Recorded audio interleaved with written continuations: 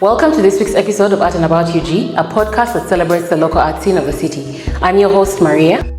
And I'm her co-host, Stella. In this week's episode, we dive into the world of buying art. So whether you're a seasoned collector or a beginner, this episode is for you. So let's get into it. Saula. We are here with Dorothy Nabunjo, and we are at the Zenson Art Space. So that's Zenson with an X. For all of you who have been wondering how it's pronounced. Yeah. So give us a brief background of yourself and your relationship with art and what you do here at the Zenson Art Space. Okay. My name is Dorothy Nabunjo. Okay. Currently, I work as the director of Zenson Art Space. So what we basically do, we work with different artists who show and exhibit their work. We have exhibitions throughout the year. We also have works that are not in exhibitions but are up for sale. And we work with both young and emerging artists. Okay. So yes, so pretty much that's what I do. I'm more into the art. Okay. So you're here in a business, professional yes, business. In a business side of it, because my sister is an artist. Okay. So I was introduced to art through her, and then also my husband is also an artist. Wow. So I had to learn about art through family. And when Zenson founded the art space, he's an artist. He loves art, and he said, I need a business arm into this. Okay. So that's how I came into it. But then, of course, I had to learn about art. What is it about? What's involved in running an art gallery? How do artists work? But the good thing, because already I'm living with one, I already have a sister who's an artist, so I already have an idea of what it is. Yes. Okay. That's a good intro. We now know that we are in good hands. Yeah. Somebody that is capable of giving us the answers in campus. Yeah, we can get into the questions. Yeah. Okay. So first of all, the whole point of this episode is to get our viewers to get our viewers to know what is involved in buying art, how to buy art, basically the beginner's guide to buying art. So if you're an amateur, like a pro. okay, Like a pro. yeah, like a pro. Yeah. Okay. So that's basically what you want to know, and we put together a few questions that we think might be helpful in guiding somebody. Okay. So I think the most important thing is, what does a person need to consider when they're buying art? Is it different when a pro is buying art than an amateur? Yeah, what do you think? So I think it's different. The first question is, why are you buying the art? That's the first question you're asking yourself. And why are you collecting? Because if I'm collecting because I want a piece in my room, it's going to be different from a person who's collecting to grow their collection, and a person who's collecting to resell. Okay. Because art, you buy art is a form of investment. It's a business. Okay. So it depends on why you are buying a piece of art. So the why is important to guide you. And of course, we want more Ugandans to actually buy art. And most of them don't know the value in art. Most of them think it's just for decoration and enjoyment, which is actually the most important thing. Like, that's the first thing art needs to communicate to you. Yes. It needs to tell you a story, you need to connect with it. But then also it has value, it grows in value. So you need to know, when I'm buying, which artist am I buying? Do I see future in the artist? Now, those are people who are buying for investment, but then also you don't know when the artist is going to blow up. You don't know, because today you may just love this piece of art, like Mugisha Osbert, and then 10 years down the road it's such a big deal, and for you bought it out of love because you connected with the work, it spoke to your heart, but then Mugisha Osbert blows up. And then you're into the business. Now you have like it's selling at $1 million and all that. So yes. So it's very important to know why you are buying art. But the most for us, what we really need to do is, how do we encourage Ugandans to start collecting art? Okay, so let's talk about the amateur in this case, right? Because we have two different collectors. Yes. The one that's established, and then we also have an amateur who's beginning. What do they need to look out for? Somebody's out there and they want to purchase their first piece of art, but they don't know how to go about it. It's very intimidating. Like you said, art grows in value. It's an investment. What can a normal, like an ordinary citizen do? Like, it's like tips for the forex. Wall Street, I think the first thing you do, walk into an art gallery. okay. I know we have lots of art on the streets and all that, but if you are just starting to buy art, walk into an art gallery, because one, it's going to be professionally hung. The quality already is measured, because by the time an art piece is in an art gallery, it's of good quality, because we respect the buyers, we respect the people who are going to take this art. Yeah. So the most important thing, go to an art gallery. Okay. Purchase from an art gallery. That's the first step. And sometimes people think, oh, art is very expensive. No. Start with your pocket. Just know, okay, I can afford an art piece of, let's say, 100,000, 200,000. Yes, we use dollars just because Very intimidating. I know. Very. We use dollars just for the global market. Yeah. But even if you come here with 100,000, we shall just do 100 divided by You can 3, 6 or accommodate. 3, 7, and then you're like, okay, because some people pay us in shillings. Okay. The biggest number of people in shillings. So if your piece is $100, the person who comes with 100,000 is paying in installments. Yes, and that option is also there. Yes, because if it's $100, that's around 370 or 80,000, depending on the rate. And you can be like, okay, because we have clients who pay in installments. They come, they book a piece, because that's one of the way we're encouraging people to buy. Yeah. You come, you love your piece, book it. I'm like, okay, I'll be able to buy it in 4 installments. Okay. Or in 3 installments or in 2 installments. So yes. So when I pay my installment, do I take it home or do you keep it? No, we keep it for you. You keep it? Until you finish. Yes, the the moment you're done, you're like, here you go. Yeah. Okay. At first. Okay. Very good. Yeah. So based on the amateur, the amateur approach, yeah. Is it? Do you have to consider tastes, like your tastes, because you say that something can appeal to you, or a person can blow up later. Is how much should taste factor into it?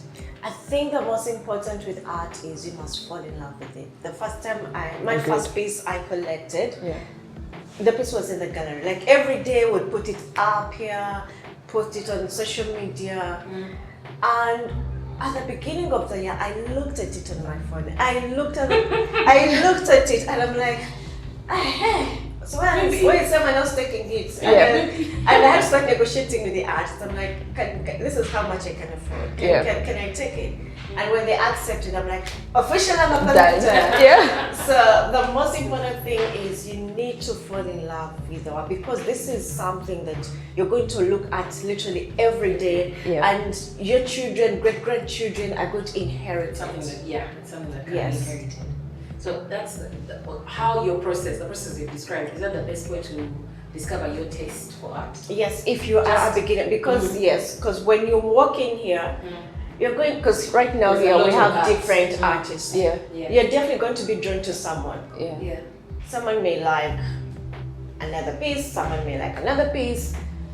So it depends. So if your heart takes you, that's where you should go. Yeah.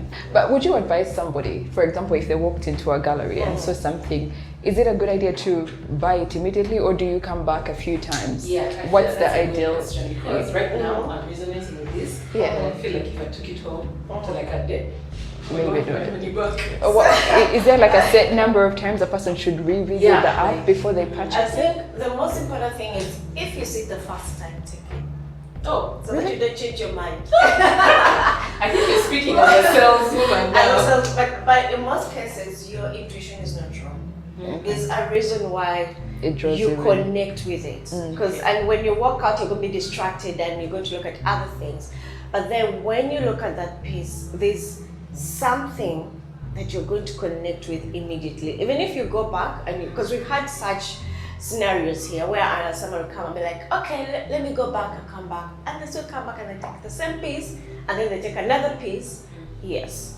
In most cases, what you look at first is usually what draws you in, as much as you may have another. So you should trust your first instinct. Yes. The one that draws you in. Okay. Okay. Yeah. Okay, so speaking about value of art, who determines the value? Who sets the price, or who says this one is more valuable than the other? Based The what? Yes. Who determines the what? That's the politics of the art market. Yeah. But definitely the artists who set the price of their work. Okay. But then the work to grow in value, there are different factors that surround it. Okay. Definitely it comes with time. How long you've taken practicing, because the longer you practice, that means you're growing in your technique, and also how many collectors are collecting your work, and also in which collections, because it's very important to be collected by certain people. And so the collection, yes, so the collections you're in also determine your value. They help to grow your value. Art fairs help to grow your value. Auctions help to grow your value.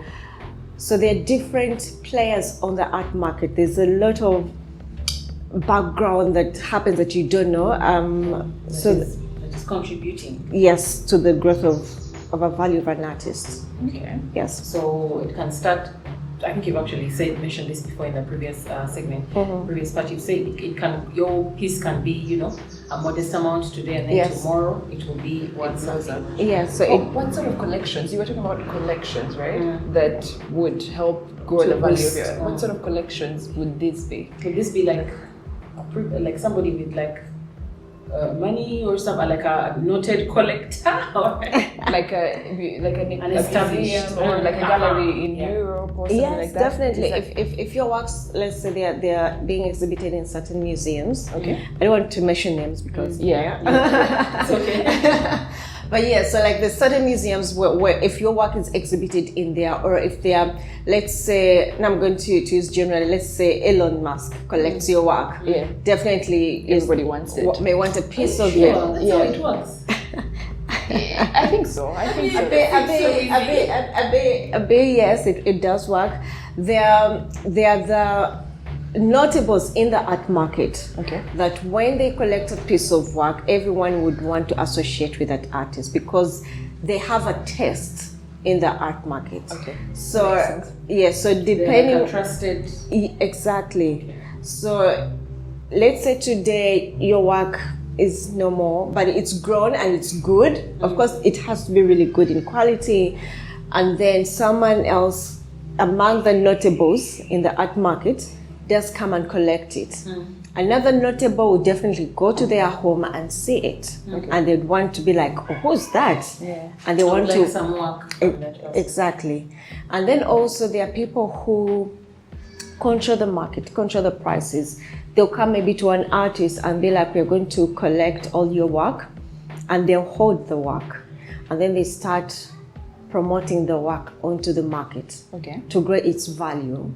And then when the value does grow, then they will release the work and it will be with the particular people, and then the prices become, it's a whole lot of mathematics that happens behind the scenes. Okay, so in the case where, for example, these people who hold the work, right?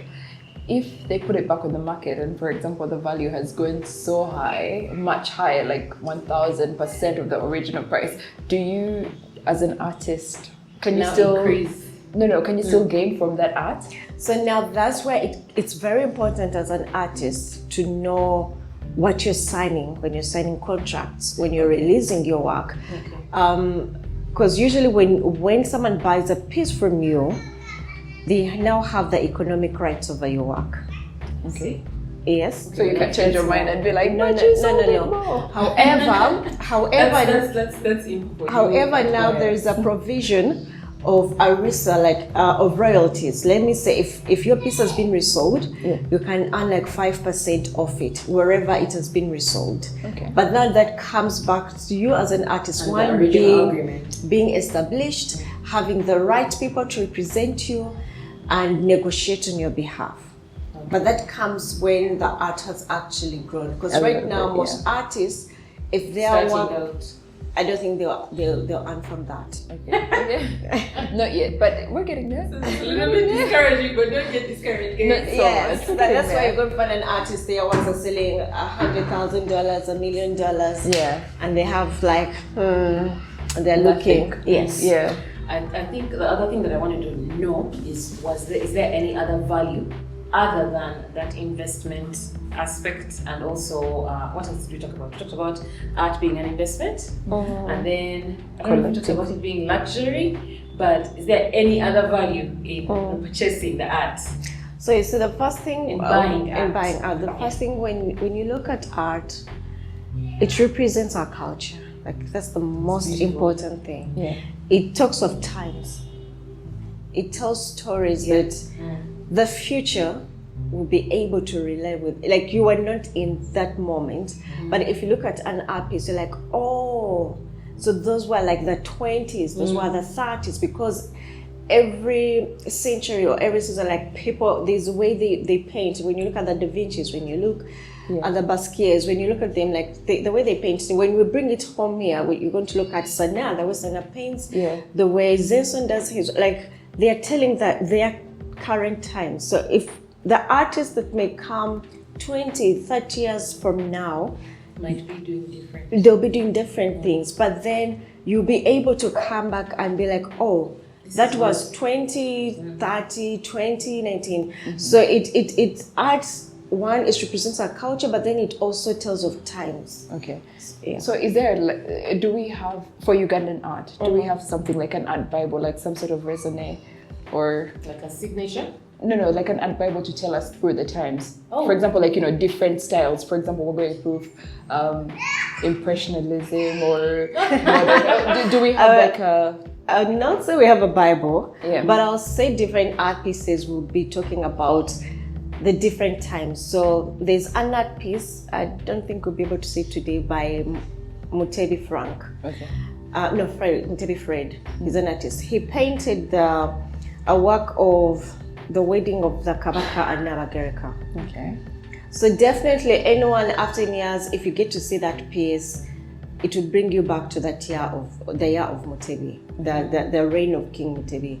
Then we had the works of Zenson during COVID. I don't know if you watched that. Yes, you saw that exhibition. Okay. So anyone, what's the word? Lumima Mawugwe. Yeah. So what? yes. We are doing that together. We did, yeah. So anyone who, years from now, if people are they're talking about Lumima Mawugwe or COVID-19 in Uganda, that will be a reference. Yeah. So we have Dr. Lydia Nabulime. Her works were talking about the gossip, HIV/AIDS. And definitely, if you ever go back and looking about HIV/AIDS in Uganda and you look at some of her works, definitely they'll be able to tell you the story. There's so many other examples. Okay. Yes. So it's not so much the technique, more about what the story is about. tells. Yes. Okay. Yeah. That's cool. So what I would like to know, speaking on behalf of the amateurs, is the avenues for buying art. You mentioned galleries, and I think you can also go to the artist directly. Yes, the studios. So, well, there are studios? Yes. Okay, so what else? Where else can we access like authentic art? Well, I think you've mentioned all the spaces, because you either get it through the art gallery, the studio, the artist studio, there are online websites, because all of us now going digital, as even the art space. You can purchase you can purchase an art piece from online, and then we deliver it to you. Okay. There are auction spaces, there are art fairs. Do we have what auction spaces? In Uganda we don't, but we have in East Africa the East African Art Auction, which usually I think it happens twice a year. Okay. And then there are so many art fairs that happen all over the world. Oh yes, where a lot of art market happens.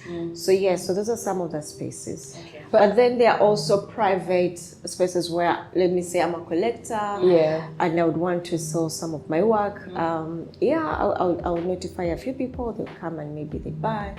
So basically, also the street art, which we don't really. Yeah. But yes, so. Okay. But it brings me to the issue of authentication, right? So how can, if you buy it online or let's say on the street or in a private collection, are there ways that people can tell that, okay, this is authentic? I don't know which artist this is, but is there like a mark aside from the signature, which is, I mean, can be redone? Is there a way of authenticating the work and saying, like, okay, this is by this mark or by the way, the kind of paint they use, this is an authentic? Yeah. I feel like the conversation of authenticity, especially for our audience, might be a little bit mature. But we're not just targeting amateurs, are we? No, mature in the sense that we are. Have we experienced copycats? Yes. So maybe if you want to make it more relatable, is it how differentiate an original piece from a duplicate, and how do you safeguard your piece from not being said it's the duplicate, and when you go to courts and all that, because we've had those cases are there. Okay. Because there are artists who paint like other artists. Let's say if an artist right now is booming, someone can just come and do a replica of the work. Imitate somebody's, so that you can write it there. So how can you tell the difference between something that's been replica? So they're how do you call them? They're people who specialize in that. Yeah. However, for instance, most people when they buy their work, their art pieces from our gallery and maybe other spaces, we usually issue out a certificate of authenticity. Okay. So that, and we keep a copy, they have a copy. Yeah. So meaning years down the road, should someone come and say, and there's a dispute or what and what, so you always have where to trace. Provenance. Yeah. Yes. Okay. So that's more, like you said, provenance. I don't want to use the word. Yeah. Okay. For those who understand it. Yes. Okay. Wow. On that note, let's take a short break and then we'll be right back. All right. Thank you. Okay, so we've spoken about the value of art and how artists determine their value or the prices and everything, but let's just go back to the buyer. Once a price is set and the buyer walks into a gallery and they want to purchase an art piece, is the price negotiable? And are there ways of, going about the negotiation of the art? Of course, like any market, like when you move there, definitely you have to have the option of can I bargain? Yeah. So there are some pieces where yes, we can be flexible and reduce the price to a certain percentage and all that. But then there are those works where you can't. Non-negotiable. Non-negotiable, yes. Okay. So it depends on the artist. It also depends on the work. It also depends on the value. Yes. So there's really no way a buyer can sort of like manipulate the price. Manipulate in terms of negotiating. There are no tricks to negotiating. They're not tricks. It's about you love the piece of work. Yeah. We've stated the price. So if you can afford it, please don't negotiate. Take it at the full price. It's an African thing to negotiate. If you really love it and you want to negotiate, then we can see how best to meet you somewhere, but then also stay within the price range. Okay. Yes. So as you are negotiating and agreeing on all the details that are pertaining to the art piece and the purchase, what should you include? I think you talked about this, but just take us through it again. What you include in the purchase agreement, I guess. Yeah. Like what things do people need to what do you consider? Like what should you note in the purchase agreement? Okay, so it varies. So there is no standard. They're different depending on who the artist is, the gallery, or the person selling.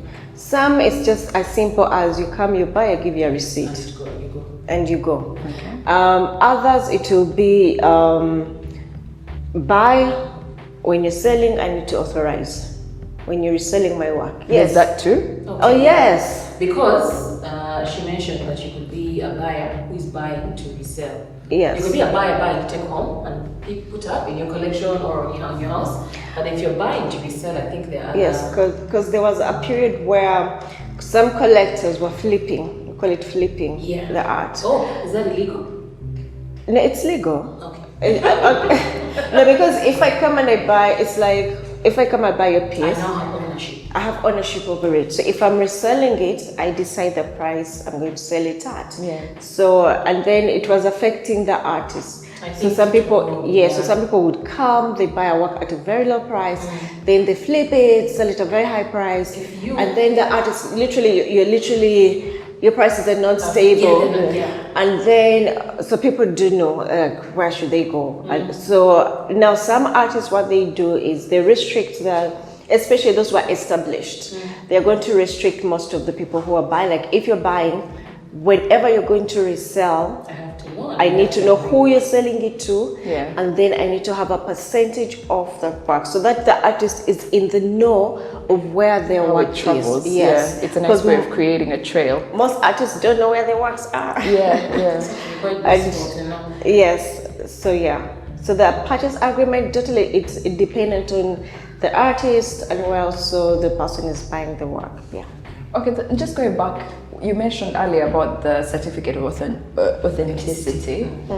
Do you register these certificates? Is there a place of registering them? Can they be forged? Is there a way of making it legitimizing? Yes. So you do not register it, but every gallery, there's a uniqueness about it, definitely, because remember they are numbered. Okay. So we know in, let's say in 2022, we released this number of certificates. Okay. So if you're coming and we are having 2 certificates, either the number should be... Then there should be some... I think it would be like you trying to forge a URSB stamp or something like that. But this is why I was asking about the registration. But it's good that you have numbers and everything. Yes. Serialized. So serious stuff. Serious legit stuff of it. I think we've covered like a lot of good stuff here. A buyer walking in right now should be like super comfortable. So are you comfortable buying a piece of art? Oh, this one, yes. This one I've booked. So I just need to negotiate. I need to tactfully negotiate. A Casper, it's on record. An original Casper. An original Casper, and we are going to negotiate. And then we're going to get you some Ronexes there. Some Ronexes. Oh yes, that you love.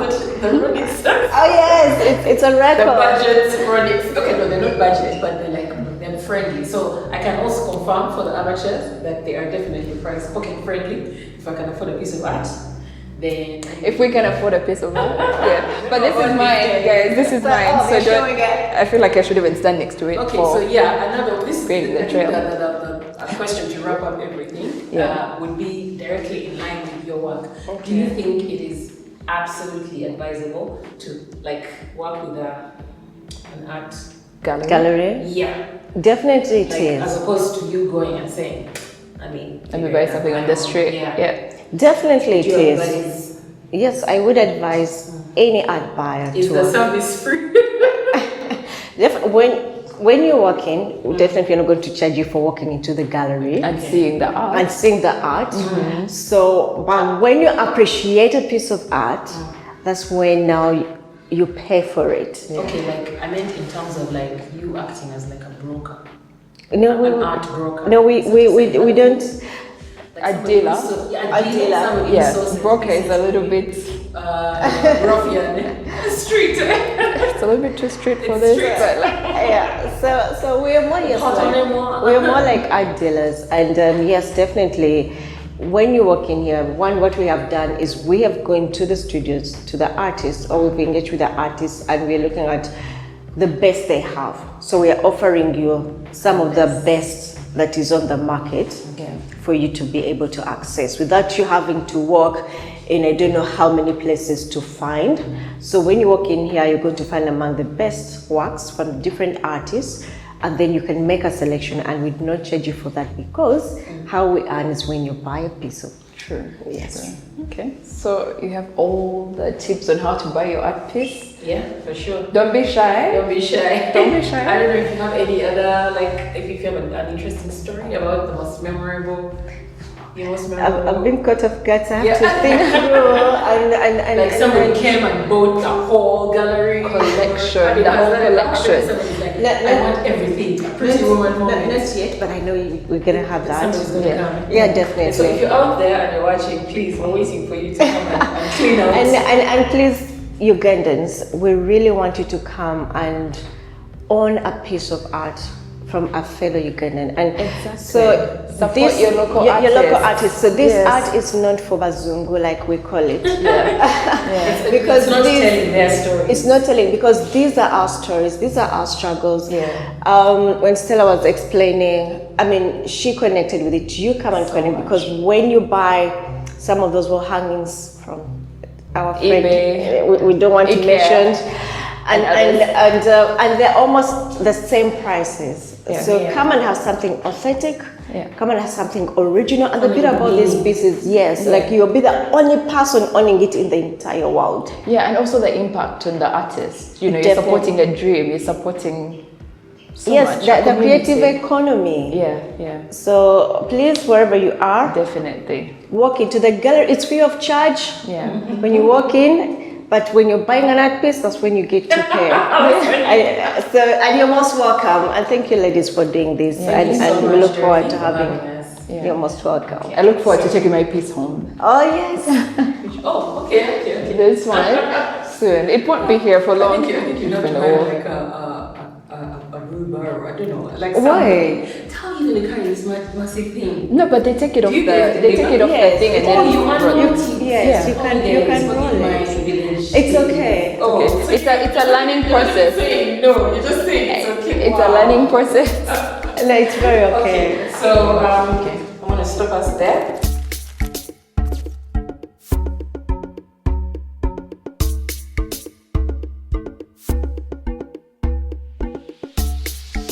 Saula. Thank you for joining us in this week's episode of Art and About UG. We did things a little bit different this time, and we hope you enjoyed it as much as we did. Be sure to follow us on our social media platforms and subscribe on our YouTube channel at Art and About UG. Until next time, come for the art. Stay for the story. Bye.